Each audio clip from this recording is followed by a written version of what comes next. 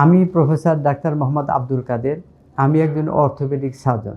আমি সাধারণত স্পাইনের যে সমস্ত রোগী পেয়ে থাকি তার মধ্যে cervical spondylosis, dorsal spondylosis, lumbar spondylosis, PLID, spinal stenosis, disc prolapse, spondylolisthesis এই ধরনের রোগী পেয়ে থাকি।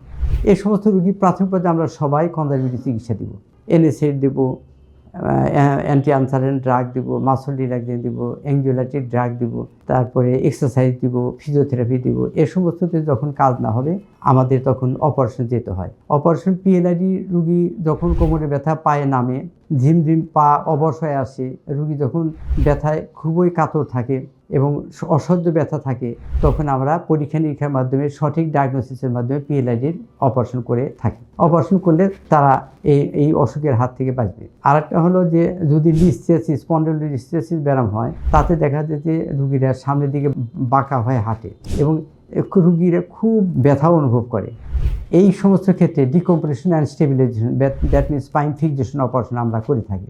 আবার কোনো রুগী যারা বয়স্ক রুগী তারা প্রায় দেখা যায় যে স্পাইনাল স্টেনোসিসের অসুখ নিয়ে আমাদের কাছে আসে। স্পাইনাল স্টেনোসিসের অসুখ হলে কী হয়, রুগী আগে 1 মাইল 2 মাইল হাঁটতে পারতো, এখন 5-10 মিনিট হাঁটার পরে 2টা পা জাম হয়ে আসে। তখন সে রুগী বলে আমি নিচে বসে পড়ি ব্যথা আরাম পাওয়ার জন্য বা শুয়ে পড়ি। এটা হলো কাজ স্পাইনাল স্টেনোসিসের লক্ষণ।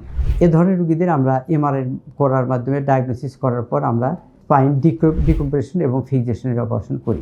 আপনারা স্পাইন ব্যথার কারণে যদি আক্রান্ত হন বা ব্যাক পেইন থাকে, ঘাড় ব্যথা থাকে, তাহলে আপনারা যেহেতু কোনো একজন অর্থোপেডিক সার্জনের সাথে যোগাযোগ করবেন, আমার সাথে যোগাযোগ করতে পারেন অথবা একজন স্পাইন সার্জনের পরামর্শ নিতে পারেন। Thank you.